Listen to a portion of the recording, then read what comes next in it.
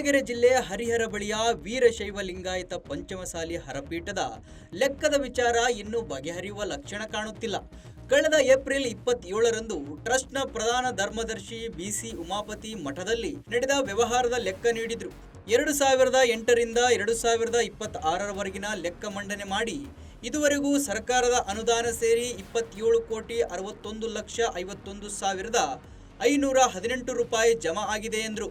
ಪ್ರತಿ ವರ್ಷ ನಾವು ಸರ್ಕಾರಕ್ಕೆ ಲೆಕ್ಕ ಕೊಡ್ತೀವಿ. ಪ್ರತಿ ತಿಂಗಳು ಟ್ರಸ್ಟ್ಗಳ ಸಭೆಯಲ್ಲಿ ಲೆಕ್ಕ ಕೊಡ್ತೀವಿ.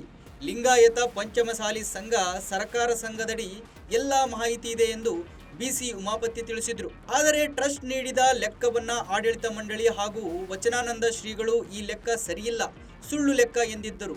ಇದೀಗ ನಮಗೆ ದಾಖಲೆ ಸಹಿತ ಲೆಕ್ಕ ನೀಡಬೇಕು ಎಂದು ಆಡಳಿತ ಮಂಡಳಿ ಸಭೆ ನಡೆಸಿದ್ದು ಟ್ರಸ್ಟ್ ವಿರುದ್ಧ ಆಕ್ರೋಶ ಹೊರಹಾಕಲಾಗಿದೆ. ಈ ಕುರಿತು ಮಾತನಾಡಿದ ಮಾಜಿ ಶಾಸಕ ಎಚ್.ಎಸ್. ಶಿವಶಂಕರ್, ಮಠಕ್ಕೆ ರಾಜ್ಯಾದ್ಯಂತ ಭಕ್ತರು ದಾನದ ರೂಪದಲ್ಲಿ ನಗದು ಸೇರಿದಂತೆ ಧಾನ್ಯ, ಚಿನ್ನಾಭರಣ, ಕಟ್ಟಡ ನಿರ್ಮಾಣಕ್ಕೆ ಬೇಕಾದ ಸಾಮಗ್ರಿಗಳನ್ನು ನೀಡಿದ್ದಾರೆ. ಈ ಬಗ್ಗೆ ಯಾವುದೇ ಮಾಹಿತಿ ಇಲ್ಲ. ಈ ಕಾರಣ ಪ್ರತಿ ಹಳ್ಳಿಗಳಿಗೂ ಹೋಗಿ ಭಕ್ತರು ಎಷ್ಟು ದಾನ ನೀಡಿದ್ದಾರೆ ಎಂಬುದರ ಬಗ್ಗೆ ಮಾಹಿತಿ ಕಲೆ ಹಾಕುತ್ತೇವೆ ಎಂದಿದ್ದಾರೆ. ಇದಕ್ಕೆ ಸಮಾಜ ತಕ್ಕ ಉತ್ತರ ನೀಡುತ್ತದೆ ಎಂದು ಟ್ರಸ್ಟ್ಗೆ ಮಾಜಿ ಶಾಸಕ ಎಚ್.ಎಸ್. ಶಿವಶಂಕರ್ ಎಚ್ಚರಿಕೆ ನೀಡಿದ್ದಾರೆ. ಸಂಘದಲ್ಲಿ ಆಡಳಿತಾತ್ಮಕ ಮತ್ತು ಹಣಕಾಸಿನ ಅವ್ಯವಹಾರಗಳಾಗಿದ್ದು ರೂಪಾಯಿ 9 ಕೋಟಿಗೂ ಮಿಕ್ಕ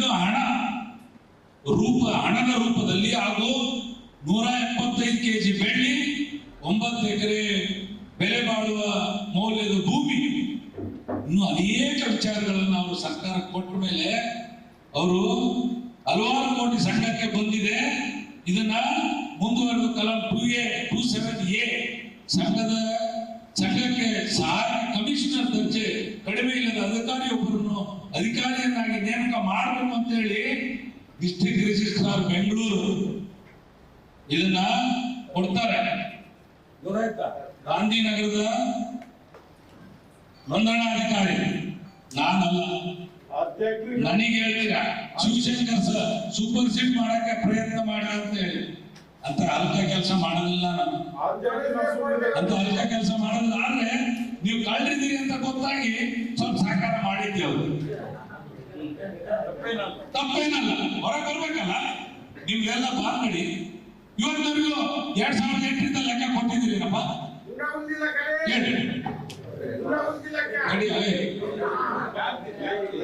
ಕೊಟ್ಟಿದ್ದೀರಾ? ಇಲ್ಲಿ ಅದಕ್ಕೆ ನೋಟಿಸ್ ಕೊಡ್ತಾರೆ.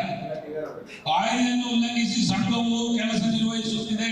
ಹಣಕಾಸಿನ ವ್ಯವಹಾರದಲ್ಲಿ ನಡೆದಿರುವ ಹಿನ್ನೆಲೆಯಲ್ಲಿ ಸಂಘಕ್ಕೆ ಆಡಳಿತಾಧಿಕಾರಿ ನೇಮಿಸುವಂತೆ ಜಿಲ್ಲಾ ನೋಂದಣಾಧಿಕಾರಿ ಗಾಂಧಿನಗರ, ನೋಂದಣಿ ಜಿಲ್ಲೆ ಬೆಂಗಳೂರು ಇವರು ಶಿಫಾರಸು ಮಾಡಿರುತ್ತಾರೆ 11/1/2014.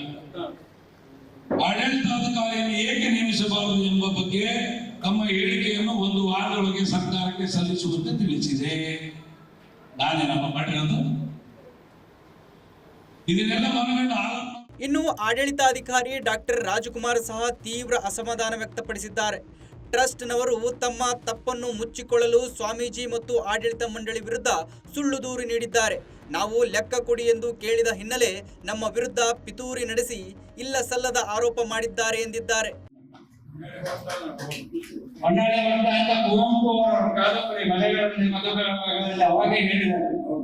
ಎದುರಲ್ಲ ನನ್ನ ಜೊತೆ ನೀವೆಲ್ಲ ಅಂದ್ರೆ ಇನ್ನೇನಿಲ್ಲ, ನನ್ಗಿಂತ ಜಾಸ್ತಿ ಯಾರಿಗೆ ಇಲ್ಲ, ಯಾರಿಗೆ ಕಾಣಿಲ್ಲ, ಯಾರಂತ ಕೆಂಪಿಲ್ಲ, ನಾವ್ಯಾಕೆ ಹೇಳೋಣ? ಎದುರೋದಿಲ್ಲ. ಇವತ್ತು ಅಜಯ್ ಕುಮಾರ್ ಒಬ್ಬ ಯುವಕ ಕರೆ ಕೊಟ್ಟಂತೆ. ಈ ನಡುವೆ ಮೇ 31ರವರೆಗೆ ಮಠದ ಆವರಣದಲ್ಲಿ ಯಾವುದೇ ಸಭೆ ಸಮಾರಂಭ ನಡೆಯುವಂತಿಲ್ಲ. ಈ ಸಂಬಂಧ ಜಿಲ್ಲಾಡಳಿತ, ಆಡಳಿತ ಮಂಡಳಿ ಮತ್ತು ಟ್ರಸ್ಟ್ಗೆ ಸೂಚನೆ ನೀಡಿದ್ದು ನಿಷೇಧಾಜ್ಞೆ ಜಾರಿ ಮಾಡಿದೆ. BNS 2023 ಕಲಾಂ 163 ಅನ್ವಯ ಆದೇಶ. ಮಠದಲ್ಲಿ ಧಾರ್ಮಿಕ ಪೂಜೆ ವಿಧಾನ ಬಿಟ್ಟು ಸಭೆ ಸಮಾರಂಭ ನಡೆಯುವಂತಿಲ್ಲ ಎಂದು ಆದೇಶಿಸಿದೆ. ಒಟ್ಟಾರೆ ಆಡಳಿತ ಮಂಡಳಿ ಮತ್ತು ಟ್ರಸ್ಟ್ ನಡುವಿನ ಲೆಕ್ಕಾಚಾರ ಇನ್ನೂ ಮುಗಿಯುವಂತಿಲ್ಲ.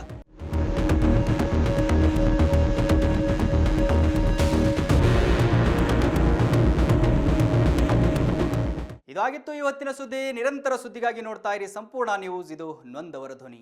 ಸಂಪೂರ್ಣ ನ್ಯೂಸ್, ಇದು ನೊಂದವರ ಧ್ವನಿ.